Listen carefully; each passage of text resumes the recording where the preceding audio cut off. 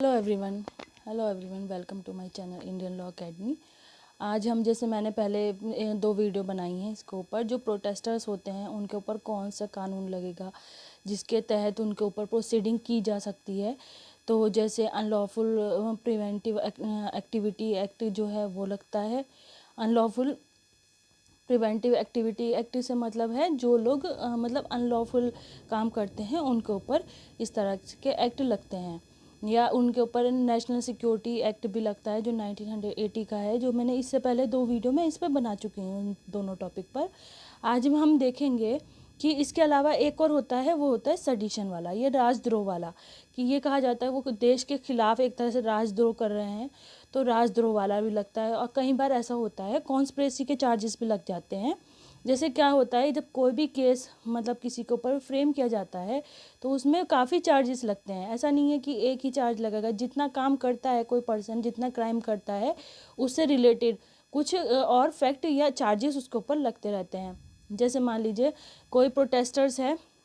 जिसने भड़काऊ भाषण दिया, तो उसके ऊपर कॉन्स्पिरेसी करने के भी चार्ज लग जाते हैं कि कहीं ना कहीं अगर उसका अगर देखा जाए कि क्रिमिनल रिकॉर्ड है और वो देश के खिलाफ कुछ ऐसा काम कर रहा है जो राजद्रोह की श्रेणी में आ रहा है, तो वो एक तरह से कॉन्स्पिरेसी की श्रेणी में भी अपने आप चला जाता है। फिर सेक्शन 34 भी लग जाता है, जिसमें काफ़ी सारे सिमिलर जो होते हैं चार्जेस वो फ्रेम कर दिए जाते हैं। तो 34 जो है वो एक तरह से ऑफेंस की कैटेगरी में लाने के लिए किया जाता है। ठीक है, तो आईपीसी के सेक्शन काफ़ी सारे लग जाते हैं। तो अभी हम इसमें आज की जो मेरी वीडियो बना रही हूँ मैं, आज मेरा जो टॉपिक है वो मेन है, जो एडमिनिस्ट्रेटिव अथॉरिटी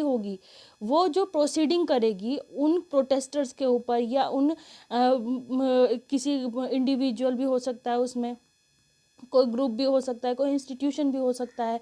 तो उनके ऊपर जो प्रोसीडिंग करेगी एडमिनिस्ट्रेटिव अथॉरिटी या एग्जीक्यूटिव अथॉरिटी, तो वो कौन से सेक्शन उसके ऊपर लागू होगा, या कहना चाहिए कौन सी प्रोसीडिंग मतलब कौन से एक्ट लगेंगे, वो तो हमने देख लिया। अनलॉफुल प्रिवेंटिव एक्टिविटी एक्ट लग जाएगा, दूसरा सिक्योरिटी एक्ट लग जाएगा, थर्ड लग जाएगा सेडिशन के चार्जेस लग जाएंगे, फोर्थ लग जाएंगे उस एरिया पूरे एरिया में जो है एडमिनिस्ट्रेटिव अथॉरिटी का क्या फंक्शन होगा लॉ एंड ऑर्डर मेंटेन करने के लिए। तो मेन आज हमारी जो वीडियो है, आज हमारा जो लेक्चर है वो मेन इसी पर फोकस है कि एडमिनिस्ट्रेटिव अथॉरिटी का क्या लॉ एंड ऑर्डर मेंटेन करने के लिए फंक्शन होता है। ठीक है, वो कई बार आपने भी नोटिस किया होगा कि कहीं पे भी अगर इस तरह के सिचुएशन हो जाती है,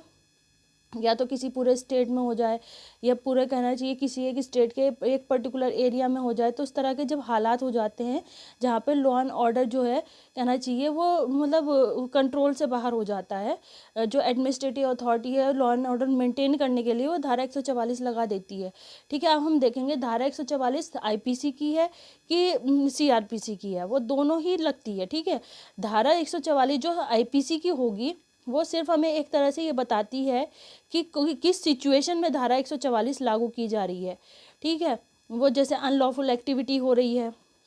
तो उसकी हम अभी डिटेल में आगे उसको देखेंगे। सेक्शन 144 आईपीसी और सेक्शन 144 सीआरपीसी। तो मेन जो सीआरपीसी का सेक्शन 144 है वो हमें ये बता रहा है कि वो जो एडमिनिस्ट्रेटिव अथॉरिटी है वो किस तरह से प्रोसीडिंग करेगी, लॉ एंड ऑर्डर मेंटेन करने के लिए किस तरह से प्रोसीडिंग करेगी या किस तरह से काम करेगी। ठीक है, वो सारी प्रोसीडिंग, कोर्ट प्रोसीडिंग कह लो उसमें, या कहना चाहिए वो उस एरिया में एडमिनिस्ट्रेटिव अथॉरिटी क्या काम करेगी, क्या उसकी एडमिनिस्ट्रेटिव अथॉरिटी की ड्यूटीज़ होंगी, वो सब हमें बताती हैं। फिर दूसरा जो हमने आईपीसी का सेक्शन 144 के बारे में बताया, वो हमें एक डेफिनेशन देता है कि किस तरह की सिचुएशन में इस तरह की एग्जीक्यूटिव अथॉरिटी हो या एडमिनिस्ट्रेटिव अथॉरिटी हो, स्टेट की, किसी भी स्टेट की या पर्टिकुलर किसी एरिया की, वो उसके पास क्या क्या पावर है। ठीक है, अब हम सेक्शन 144 सीआरपीसी वाला देख रहे हैं, क्योंकि हम यहाँ पर जो वो देख रहे हैं कि एडमिनिस्ट्रेटिव अथॉरिटी की जो प्रोसीडिंग है वो देख रहे हैं, लॉ एंड ऑर्डर मेंटेन कैसे करेंगे। ठीक है, फिर section 144 in the code of criminal proceeding 1973 का एक्ट है ये सीआरपीसी। ठीक है, फिर इसमें सेक्शन 144 के हम मार्जिनल नोट्स देख लेते हैं क्या कह रहा है ये। Power to issue order in urgent cases of nuisance of apprehended danger, मतलब जब एप्रीहेंडेड हो डेंजर, डेंजर नहीं मतलब कोई खतरे का, कहीं ना कहीं खतरा बना हुआ है या खतरा बने रहने की आशंका है। एप्रीहेंडेड मतलब होता है कि उसकी आशंका होना किसी खतरे की, कि ऐसी सिचुएशन हो सकती है जो लॉ एंड ऑर्डर के अगेंस्ट हो या लॉ एंड ऑर्डर को खतरा बना दे। तो उसमें उस सिचुएशन में किस एग्जीक्यूटिव अथॉरिटी को, किसको मतलब किसके पास पावर होगी लॉ एंड ऑर्डर मेंटेन करने की, या पुलिस को, या कहना चाहिए जो दूसरी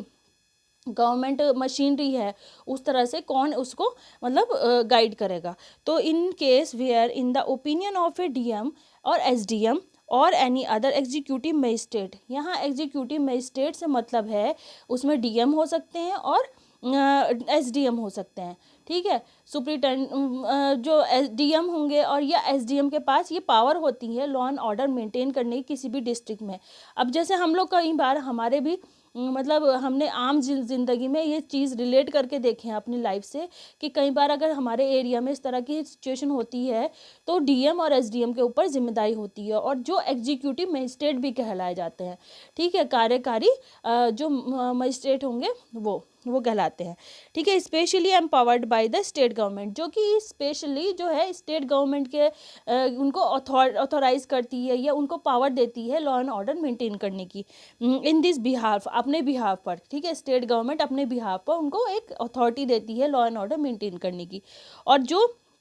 उस एरिया में जहाँ पे डेंजर की एप्रीहेंशन है या खतरा बना हुआ है उस एरिया में उनको अपॉइंट किया जाता है। इस वजह से there is sufficient ground for proceeding under this section and immediate prevention, यहाँ पे बहुत सारी वो दी हुई है, इस सेक्शन में प्रोसीडिंग दी हुई है, सफिशिएंट ग्राउंड दिए हुए हैं, ठीक है, और जिसके लिए वो इमीडिएट प्रिवेंटिव एक्शन ले सकते हैं। अगर सफिशिएंट ग्राउंड है, अगर वो सेटिस्फाइड है, वो डीएम या एसडीएम या एग्जीक्यूटिव मजिस्ट्रेट अगर उसको ऐसा लग रहा है कि इस तरह की प्रिवेंटिव एक्शन लेने की कहीं भी ज़रूरत है या किसी भी खतरे की यहाँ आशंका है उस एरिया में, तो वो लॉ एंड ऑर्डर मेंटेन करने की स्टेट गवर्नमेंट उनको ऑथराइज करती है। तो उस पावर के अंदर वो अपनी जो पावर दी हुई है स्टेट गवर्नमेंट की तरफ से लॉ एंड ऑर्डर मेंटेन करने के लिए कर सकते हैं, ठीक है। फिर such magistrate may by a written order stating the material facts of the case and served in the manner provided by section 134 direct any person to abstain from a certain act। देखिए इसमें क्या क्या होगा कि जो section 134 इसमें जो CrPC का है उसके अकॉर्डिंग जो है वो एक किसी भी पर्सन के ऊपर अगर ऐसा लग रहा है कि ये पर्सन जो है इस तरह का है, इस तरह की कहना चाहिए नेचर का है, जो कहीं भी मतलब खतरा बन सकता है, लॉ एंड ऑर्डर को मेंटेन करने के मतलब मेंटेन नहीं रहने देगा, या कहना चाहिए सिचुएशन ख़राब कर देगा, तो उसके अंदर जो है एक सेक्शन 134 के अंदर उसके ऊपर चार्जेस फ्रेम कर दिए जाएंगे, और उसे जो है उस पर्सन को रोकने के लिए किया जाएगा ऐसा, फ्रॉम ए सर्टेन एक्ट, किसी एक्ट को करने से, or to take certain order with respect to certain property in his possession or under his management. अगर उसके अंडर में कोई प्रॉपर्टी या कोई चीज़ मतलब पोजेशन में है तो वो भी उससे जो है उसके ऑर्डर दिए जाएंगे उसके रिलेटेड। जैसे मान लीजिए कई बार ऐसा होता है कोई पॉलिटिशियन है, ठीक है, वो पॉलिटिशियन कहीं पे स्पीच देना आ रहे हैं, ठीक है, अब वहाँ पे जो है डीएम और एसडीएम जो है एग्जीक्यूटिव मजिस्ट्रेट जो होते हैं इनके ऊपर लॉ एंड ऑर्डर मेंटेन करने की हमेशा एक दबाव बना रहता है, या कहना चाहिए बहुत बड़ी जिम्मेदारी होती है। तो जैसे मान लीजिए पॉलिटिकल रैलीज वगैरह होती हैं तो अक्सर उनमें ऐसा होता है, तो आपने कभी ध्यान दिया होगा तो वहाँ पे काफ़ी पुलिस फोर्स लगा दी जाती है लॉ एंड ऑर्डर जिससे कि मेंटेन रहे, ठीक है।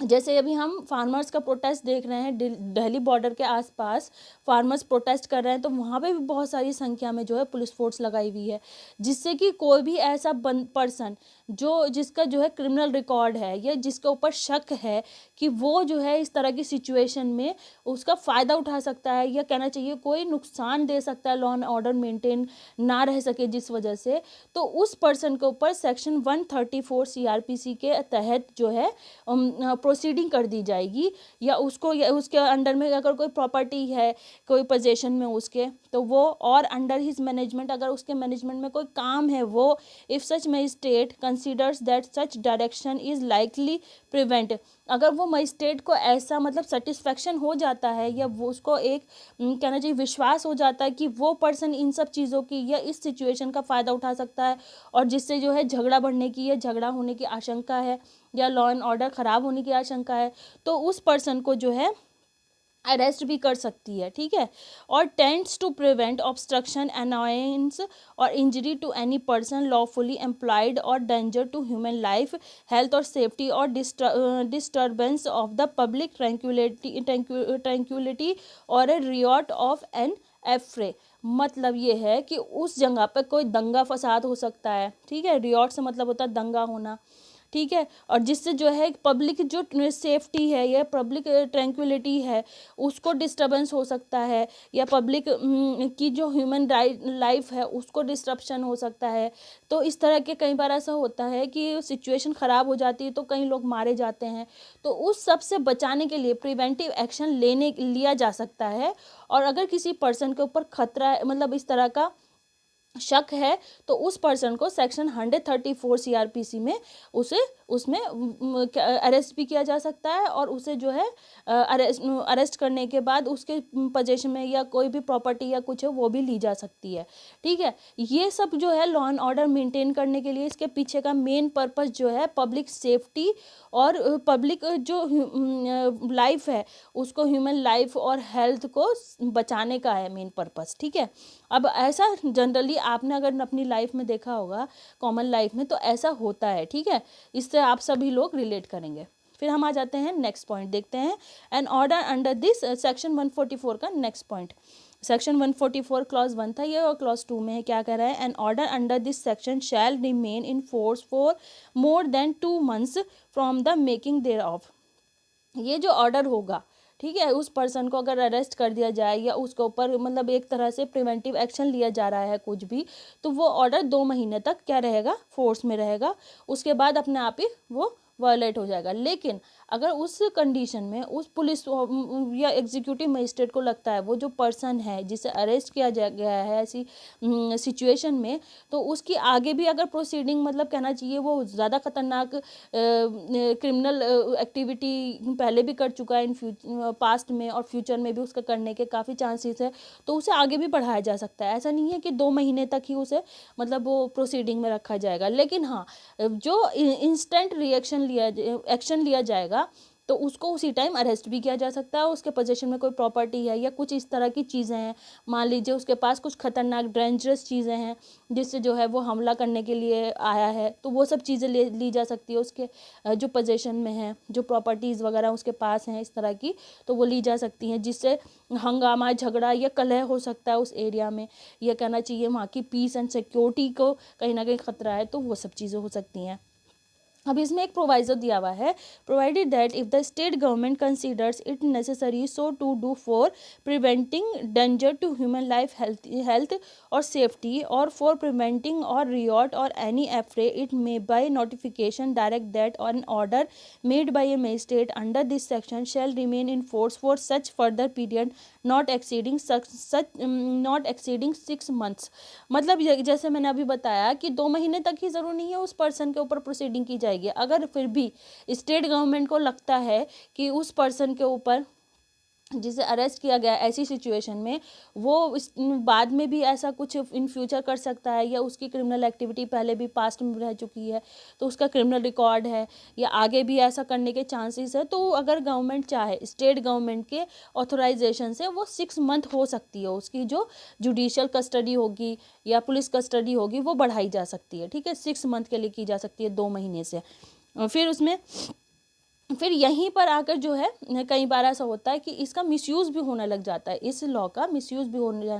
लग जाता है। वो मैं बताती हूँ किस तरह से, जैसे पॉलिटिकल पार्टीज़ या कहना चाहिए पॉलिटिकल एजेंडे के तहत कुछ लोग इस तरह के होते हैं जो पॉलिटिकल एक्टिविटी के चलते ऐसा काम करते हैं, तो उन लोगों का जो है वो फ़ायदा उठाने के चक्कर में लग जाते हैं। तो इससे कहीं ना कहीं तो ह्यूमन राइट्स का भी कई बार ऐसा होता है ह्यूमन राइट्स के भी खिलाफ हो जाता है, कुछ लोग इन्वॉल्व नहीं होते, शक की बिना पे उन्हें उठा लिया जाता है, तो वो सब चीज़ें भी। लेकिन बाद में इसके ऊपर जब उसके ऊपर प्रोसीडिंग होगी ये चीज़ वो प्रूफ कर देगा, जैसे हमने पहले अनलॉफुल एक्टिविटी प्रिवेंशन एक्ट में भी देखा, अगर वो प्रूफ कर देगा, या एनएसए में भी देखा, नेशनल सिक्योरिटी एक्ट में भी, अगर वो पर्सन जो पकड़ा गया है वो इस चीज़ को अपने ऊपर लगे हुए एलिगेशन को प्रूव कर देता है कि वो इस तरह की एक्टिविटी ना तो करने वाला था, ना ही फ्यूचर में करने वाला था, ना ही उसने पास्ट में कभी किया, तो वो ऐसा नहीं है कि 2 महीने से ज़्यादा फिर उसे अरेस्ट नहीं किया जा सकता। और अगर उसके ऊपर खतरा बना हुआ है कि वो क्रिमिनल एक्टिविटी आगे कर सकता है, या क्रिमिनल उसका पहले से ही रिकॉर्ड ऐसा है, या तो पास्ट में भी वो इस तरह के काम कर चुका है, तो 6 मंथ हो सकता है, इससे ज़्यादा नहीं होगा। ठीक है, from the date on which the order made by the magistrate would have but for such order expired as it may satisfied in the said notification. देखिए वो जो मैंने बताया स्टेट गवर्नमेंट का नोटिफिकेशन के अकॉर्डिंग अगर वो मतलब प्रूफ कर देता तो वो बच जाएगा, लेकिन अगर वो प्रूफ नहीं कर पाता तो वो 6 मंथ हो जाएगा। ठीक है, लेकिन अगर वो प्रूफ कर देता तो फिर उसे अरेस्ट करने की कोई भी पावर या अथॉरिटी स्टेट एग्जीक्यूटिव मजिस्ट्रेट के पास या एसडीएम या मजिस्ट्रेट के पास, उसके डीएम के पास नहीं होगी। ठीक है, मजिस्ट्रेट से यहाँ मतलब जैसे मैंने बताया डीएम, एसडीएम और एग्जीक्यूटिव मजिस्ट्रेट होता है। ठीक है, फिर नेक्स्ट पॉइंट हम देखते हैं, any magistrate may either on his own motion or on the application of any person aggrieved rescind or alter any order made under this section by himself or any magistrate subordinate to him or by his predecessor in office। मतलब ये इसमें इस point में ये कहा जा रहा है कि अगर मजिस्ट्रेट को सेटिस्फैक्शन हो जाता है, वो खुद भी चाहे तो उस पर्सन को छोड़ सकता है, कि अगर वो लगता है कि वो उसकी या तो सज़ा को ख़त्म कर देगा बिल्कुल, या उसे कम कर देगा, या उसे जो है छोड़ भी सकता है। तो ये अगर मजिस्ट्रेट का या एग्जीक्यूटिव मजिस्ट्रेट या एसडीएम का अगर ऐसा, डीएम का या एसडीएम या एग्जीक्यूटिव मजिस्ट्रेट इनका अगर ऐसा सेटिस्फेक्शन हो जाता है कि जिस पर्सन को उन्होंने अरेस्ट किया है इस सिचुएशन में, तो वो उसे चाहे तो अपना आप भी छोड़ सकते हैं। ऐसा नहीं है स्टेट गवर्नमेंट का ही रिकमेंडेशन चाहिए। स्टेट में गवर्नमेंट का रिकमेंडेशन तब चाहिए जब वो 6 मंथ वाला अगर हो रहा है, वरना तो 2 महीने के बाद चाहे तो एग्जीक्यूटिव मजिस्ट्रेट जो है खुद ब खुद उसको, या मजिस्ट्रेट उसको खुद ब खुद छोड़ दे सकते हैं। ठीक है, ये लेकिन उसको या तो खुद को हो या उसका जो कहना चाहिए प्रीडिसीजर इन ऑफिस है उससे पहले अगर कोई पर्सन, मान लीजिए कई बार ऐसा होता है कि अभी जो है डीएम ए डीएम वहाँ पे एक डीएम जो है किसी डिस्ट्रिक्ट में जो है वहाँ पे अपॉइंट है, फिर उनका उस टाइम पे 2 महीने के दौरान या 2 महीने के बाद जो उनका ट्रांसफ़र हो जाता है, तो वो जो पहले वाले मजिस्ट्रेट होंगे उनके नोटिफिकेशन से वो जो है रिजेक्ट हो जाएगा, उस पर्सन को छोड़ दिया जाएगा अगर उनको सेटिस्फेक्शन हो जाता है। और जो नए मजिस्ट्रेट आएंगे तो अगर मान लीजिए उनको भी ये चीज़ सेटिस्फाइड हो जाती है कि वो पर्सन इस तरह की मतलब क्रिमिनल एक्टिविटी वाला नहीं है, तो वो उसको भी छोड़ सकते हैं, लेकिन पहले वाले जो मजिस्ट्रेट हैं उनकी रिकमेंडेशन की ज़रूरत होगी। ठीक है, यहाँ पे ये चीज़ ध्यान देने वाली है। फिर नेक्स्ट पॉइंट देखते हैं, द स्टेट गवर्नमेंट में either on its own motion or on the application of any person aggrieved, resigned or alter any order made by it under the proviso to subsection 4। Same जैसे subsection 4 में मैंने बताया कि वो जो है executive magistrate का अगर सेटिस्फैक्शन होगी तो वो छोड़ सकते हैं, लेकिन 2 महीने का टाइम उन्हें दे दिया, लेकिन अगर 6 महीने के बाद है तो वो स्टेट गवर्नमेंट का नोटिफिकेशन चाहिए उसमें, जैसे हमने अभी पहले देखा। तो इसमें जब 6 महीने के बाद अगर स्टेट गवर्नमेंट को लगता है कि वो पर्सन इस तरह की कैटेगरी का नहीं है, क्रिमिनल एक्टिविटी वाला नहीं है, या आगे वो फ्यूचर में नहीं करेगा ऐसा, तो स्टेट गवर्नमेंट चाहे तो वो खुद भी उसको छोड़ सकती है। फिर इसके बाद नेक्स्ट पॉइंट देखते हैं, where an application under subsection 5 or 6 is received. जो सबसेक्शन 5 और 6 में जो एप्लीकेशन मिलेगी, the magistrate or the state government as the case may be shall afford to the applicant an earlier opportunity of appearing before him or it. तो उसके जो appear होने का जो खर्च है, ठीक है, जो हमने क्लॉज 5 और क्लॉज 6 में पॉइंट देखा, या तो स्टेट गवर्नमेंट का मतलब सेटिस्फेक्शन हमने देखा क्लॉज 6 में, क्लॉज 5 में हमने देखा जो एग्जीक्यूटिव मजिस्ट्रेट है उनका सेटिस्फेक्शन होना चाहिए कि वो पर्सन इस तरह की उसका क्रिमिनल एक्टिविटी वाला या क्रिमिनल रिकॉर्ड वाला नहीं है। ठीक है, तो ये जो गवर्नमेंट की ये जो अपॉर्चुनिटी दी गई है मजिस्ट्रेट को, तो वो इसमें ये कहा जा रहा है कि अपॉर्चुनिटी टू अपियरिंग बिफोर, तो वो जो अपियर होगा कोर्ट के बाहर, मतलब जब कोर्ट प्रोसीडिंग होगी उसके ऊपर, या कहना चाहिए वो इस दौरान जो कोर्ट प्रोसीडिंग वगैरह होंगी इस तरह की जो कोर्ट प्रोसीडिंग वगैरह होंगी तो उस कोर्ट प्रोसीडिंग का सारा खर्च जो है गवर्नमेंट, स्टेट गवर्नमेंट या कहना चाहिए वो एग्जीक्यूटिव मजिस्ट्रेट जो है वो वहन करेंगे। ठीक है, वो उस पर्सन के ऊपर नहीं डाला जाएगा। आइदर इन पर्सन और बाय प्लीडर, तो वो उसका कोर्ट का कहना चाहिए आने जाने का खर्च हुआ या कोर्ट प्रोसीडिंग का जो खर्च होगा वो सब वो जो है स्टेट गवर्नमेंट या वो जो कहना चाहिए मजिस्ट्रेट जो होंगे वो वहन करेंगे। ठीक है, इसके साथ साथ एक चीज़ ये कही जा रही है, जो उसके ऊपर एलिगेशन लगे हैं जब वो रिजेक्ट होंगे तो उसकी जो राइटिंग में वो होगा, डॉक्यूमेंट तैयार होगा या रिकॉर्ड तैयार होगा, तो उसकी एक कॉपी तो वो तो उसको दी ही जाएगी। ये तो एक लॉ का एक नियम है। ठीक है, जिसके ऊपर ये चार्जेस लगे हैं, जो एक्यूज़ है उसके ऊपर उसको वो दी जाएगी कि क्या मतलब जो चार्जेस की जो कॉपी होगी वो उसको दी जाएगी। दूसरा जो रीज़न मतलब राइटिंग में किए गए हैं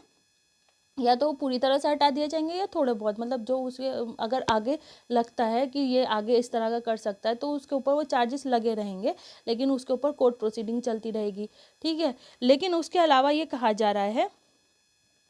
जो उसकी प्रॉपर्टी जो पोजेशन में ली गई है, ठीक है, उसकी प्रॉपर्टी को कहना चाहिए वो किया गया था, रिकवर किया गया था या उसे पोजेशन में लिया गया था, तो वो उसकी प्रॉपर्टी भी वापस कर दी जाएगी जब उसके ऊपर से चार्जेस सारे हटा लिए जाएंगे। जब वो चार्जेस सारे प्रूव कर देगा कि मैं मतलब वो बेगुनाह प्रूफ हो जाता है, तो वो जो उसके पोजेशन में ली गई उसके अंडर में जो उसकी प्रॉपर्टी थी, वो जो पोजेशन में ली गई थी वो भी उसको वापस कर दी जाएगी,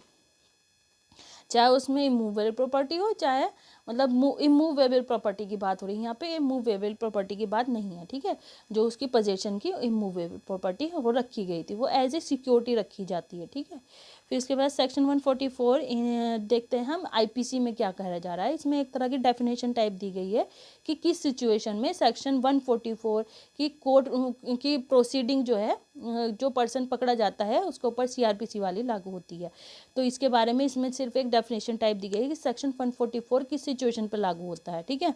section 144 in the Indian penal code joining unlawful assembly armed with deadly weapon, जो मतलब कोई अनलॉफुल एक्टिविटी करने के लिए या अनलॉफुल असेंबली को ज्वाइन करता है और डेडली वेपन्स रखता है उसके ऊपर ये लगेगी whoever being armed with any deadly weapon और with anything which use as a weapon of offence, या तो कोई मतलब इस तरह का आर्म हो या कुछ इस तरह की चीज़ें हों जो एक वेपन की तरह इस्तेमाल की जा सकती है, वो is likely to cause death, जो किसी की जान ले सके या किसी को मारा जा सके जिससे, is a member of A unlawful assembly, तो वो पर्सन के जो होगा वो अनलॉफुल असेंबली का एक मतलब मेंबर कहलाएगा। Shall be punished with imprisonment of either description for a term which में एक्सटेंड टू 2 years। इसमें पनिशमेंट भी दे दी गई है साथ में कि 2 साल का उसमें पनिशमेंट दिया जाएगा उसे, और विद फाइन, और उसके ऊपर फाइन भी लगेगा, या दोनों चीज़ हो सकती है या सिर्फ फाइन लग सकता है। ठीक है, जैसे हमने अभी सेक्शन 144 सीआरपीसी में देखा कि अगर किसी के ऊपर जो चार्जेस लगे हैं वो पूरी तरह से उसके ऊपर मतलब प्रूव हो जाते हैं तो उसे पनिश किया जाएगा और उसे जो है फाइन भी हो सकता है। अगर कम उसके ऊपर कहना चाहिए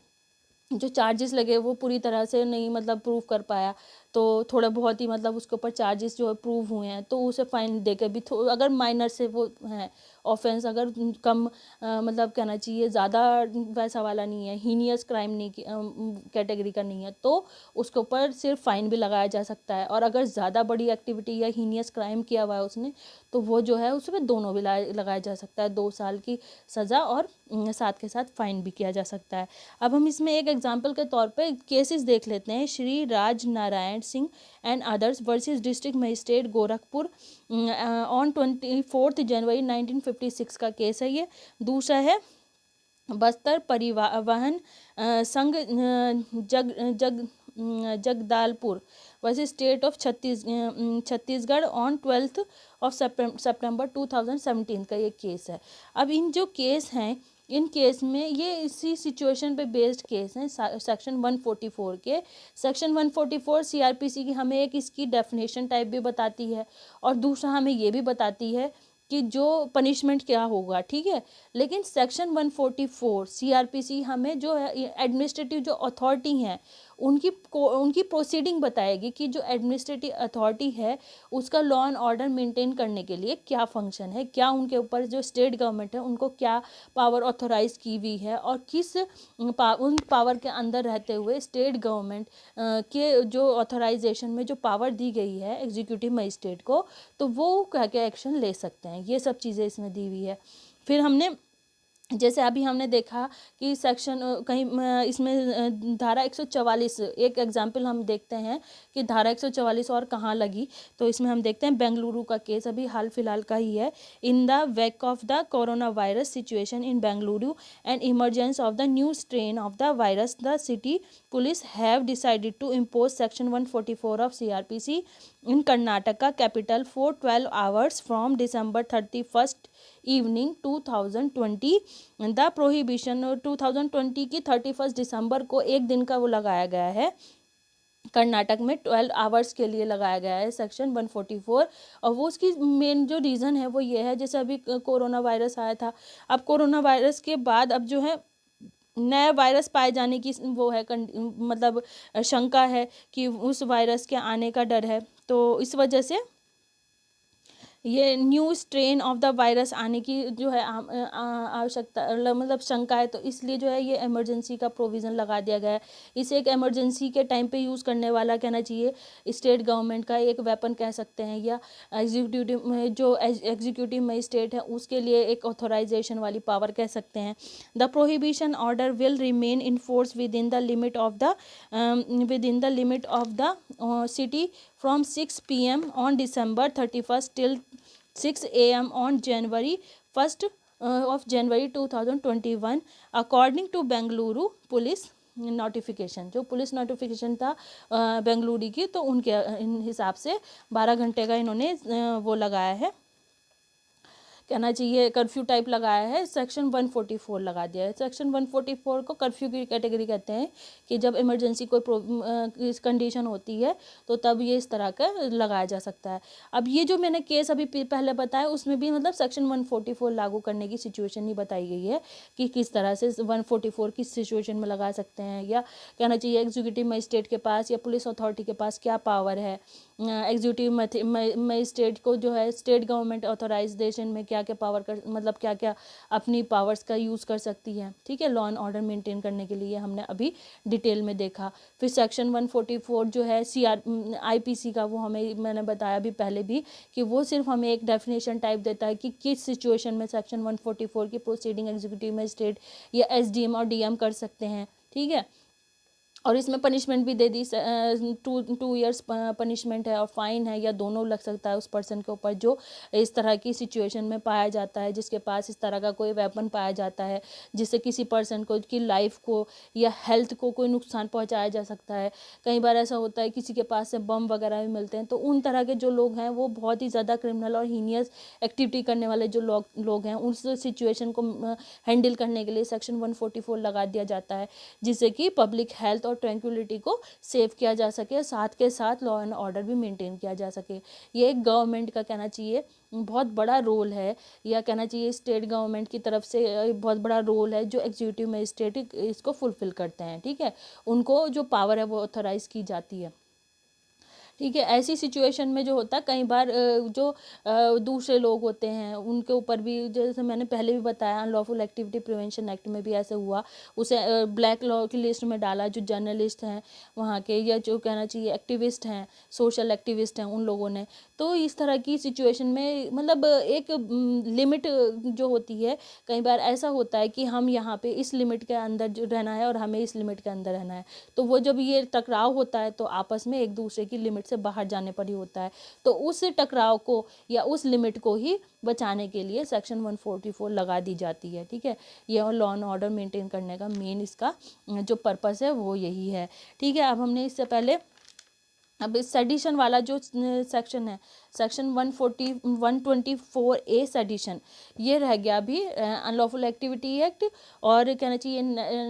NSA नेशनल सिक्योरिटी एक्ट, और इसके बाद जो है सेडिशन 124 124A में आता है ये आईपीसी का, और सेक्शन 144 तो हमने देख ही लिया, ठीक है। अभी मैं इसकी नेक्स्ट वीडियो बनाऊंगी 124A सेडिशन पर, मैं आईपीसी के और भी टॉपिक लूँगी, तो तब मैं इसके ऊपर बनाऊंगी। आप प्लीज़ बने रहिएगा मेरे चैनल के साथ। अगर आपको मेरा चैनल पसंद आए या मेरी वीडियोस वगैरह पसंद आए, मेरे लेक्चर पसंद आए, तो प्लीज़ इसे लाइक करें, शेयर करें, और ज़्यादा से ज़्यादा शेयर करें और सब्सक्राइब करें। और मुझे आगे ये भी बताएं कि मुझे और कौन से टॉपिक पे वीडियो बनानी है। और हाँ, मुझे कई सारे मेरे मतलब व्यूवर्स ने मुझे रिक्वेस्ट की है कि कॉन्ट्रैक्ट पर वीडियो बनाइए, एविडेंस पर वीडियो बनाइए, और दूसरा जो है जो कॉन्स्टिट्यूशन का सेकंड पार्ट है उस पर वीडियो बनाइए। तो मैं जल्द ही उन पर भी वीडियो बनाऊंगी। मेरे चैनल के साथ बने रहिए, और आपका बहुत बहुत धन्यवाद अच्छे अच्छे मतलब कमेंट्स करने के लिए और मेरे चैनल को पसंद करने के लिए। Thank you so much. आज के लिए इतना ही।